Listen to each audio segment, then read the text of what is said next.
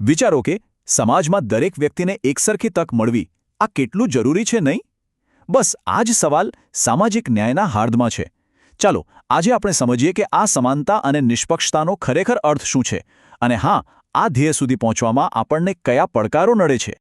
તો સવાલ એ છે કે સાચો ન્યાય એટલે શું?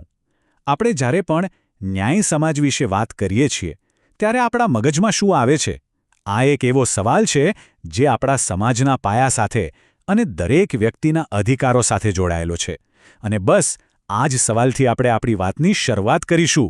તો ચાલો શરૂ કરીએ પહેલા વિભાગથી.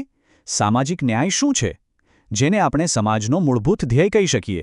ચાલો જરા ઊંડાણમાં ઉતરીને સમજીએ કે આ શબ્દનો સાચો મતલબ શું છે અને શા માટે તે આટલો બધો મહત્વનો છે.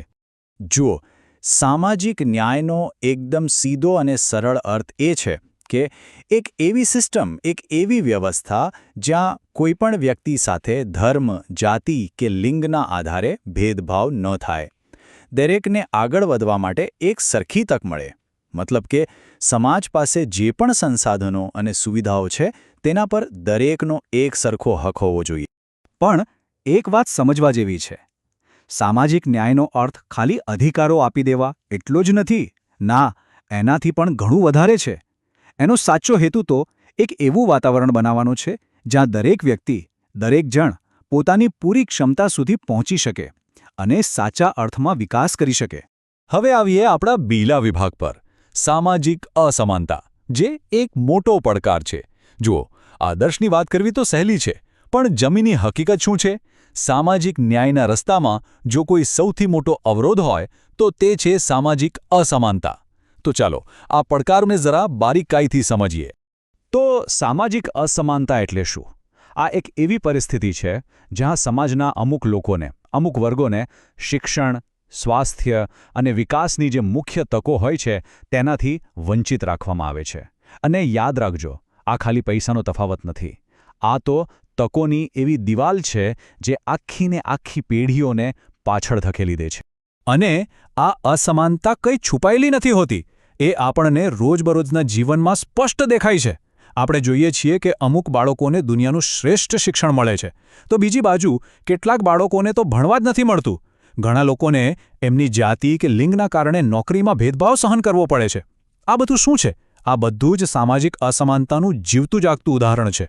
પણ સવાલ એ છે કે આ ભેદભાવના મૂળ ક્યાં છે? ક્યાંથી આવે છે આ બધું? વેલ, એના કારણો ઘણા છે. જેમ કે શિક્ષણનો અભાવ, સમાજમાં વર્ષોથી ઘર કરી ગયેલી અમુક માન્યતાઓ અને ઐતિહાસિક રીતે પણ અમુક સમુદાયોને જાણી જોઈને વિકાસની દોડનાથી બહાર રાખવામાં આવ્યા છે. એટલે કે આ સમસ્યાના મૂળ ઘણા ઊંડા અને જટિલ છે. તો ઠીક છે, સમસ્યાઓ તો આપણે સમજી લીધી, પણ હવે વાત કરીએ ઉપાયોની.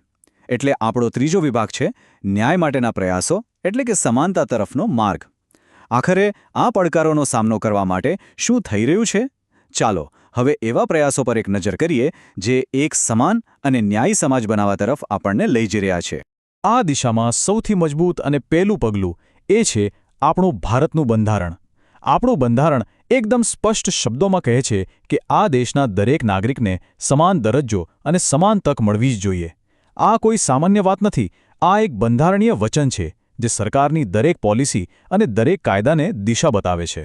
હવે આ બંધારણીય વચનને માત્ર કાગળ પર ન રાખતા એને હકીકતમાં બદલવા માટે સરકારે ઘણી બધી યોજનાઓ શરૂ કરી છે. આ યોજનાઓનો મુખ્ય હેતુ એ જ છે કે જે સમુદાયો ઐતિહાસિક કારણોસર પાછળ રહી ગયા છે તેમને ખાસ મદદ આપવામાં આવે, જેથી તેઓ પણ બાકીના સમાજની સાથે કદમ મિલાવીને આગળ વધી શકે. મોટાભાગે આ સરકારી પ્રયાસો બે મુખ્ય દિશામાં કામ કરે છે. પહેલું છે શિક્ષણના સ્તરને ઊંચું લાવવું, જેમ કે મફત શિક્ષણ આપવું, સ્કોલરશિપ આપવી, હોસ્ટેલની સુવિધાઓ આપવી. અને બીજું છે આર્થિક રીતે મજબૂત બનાવવું, એટલે કે લોકોને આત્મનિર્ભર બનવા માટે, પોતાનો કોઈ નાનો મોટો ધંધો શરૂ કરવા માટે આર્થિક મદદ પૂરી પાડવી. અને હવે આપણે આવીએ છીએ આપણા છેલ્લા અને સૌથી મહત્વના વિભાગ પર, માનવ અધિકારો, જે આપણો પાયો છે. આપણે અત્યાર સુધી જે પણ વાત કરી એ બધાના મૂળમાં એક જ સિદ્ધાંત છે, અને એ છે હ્યુમન રાઇટ્સ, એટલે કે માનવ અધિકાર. સામાજિક ન્યાયનો આખો વિચાર જ આ પાયા પર ઊભો છે. તો આ માનવ અધિકારોનો સાર શું છે? બહુ સરળ છે. ખાવા માટે ભોજન, રહેવા માટે ઘર, શિક્ષણ અને પોતાની વાત કહેવાની આઝાદી. આ બધી મૂળભૂત જરૂરિયાતો જ્યારે ભેગી થાય છે ત્યારે એક ગૌરવપૂર્ણ જીવન બને છે. અને આવું સન્માનભેર જીવન જીવવું એ દરેક વ્યક્તિનો જન્મસિદ્ધ અધિકાર છે. અને એક વાત ખાસ યાદ રાખવા જેવી છે. આ માનવ અધિકારો કોઈ સરકાર કે કોઈ સંસ્થા દ્વારા આપવામાં આવેલી ભેટ નથી. ના, આ એ અધિકારો છે જે દરેક મનુષ્યને બસ મનુષ્ય હોવાના નાતે જન્મની સાથે જ મળી જાય છે. અને સાચું કહું તો આ અધિકારો વગર એક ગૌરવપૂર્ણ જીવનની કલ્પના કરવી પણ મુશ્કેલ છે. આ અધિકારોમાં શું શું આવે? તો જુઓ, એમાં ખોરાક અને ઘર જેવી એકદમ બેઝિક જરૂરિયાતો પણ છે. અને સાથે સાથે પોતાની વાત કહેવાની આઝાદી અને કામ કરવાનો અધિકાર જેવી બાબતો પણ છે.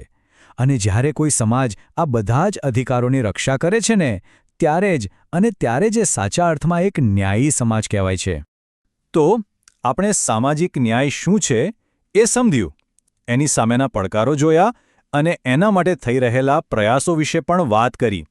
પણ અંતમાં એક મોટો સવાલ તો ઊભો જ રહે છે કે આટલા બધા પ્રયાસો અને બંધારણીય વચનો પછી પણ સાચી સમાનતા સુધી પહોંચવાની આ સફર હજી કેટલી લાંબી છે? કદાચ આનો જવાબ કોઈ એક વ્યક્તિ પાસે નથી.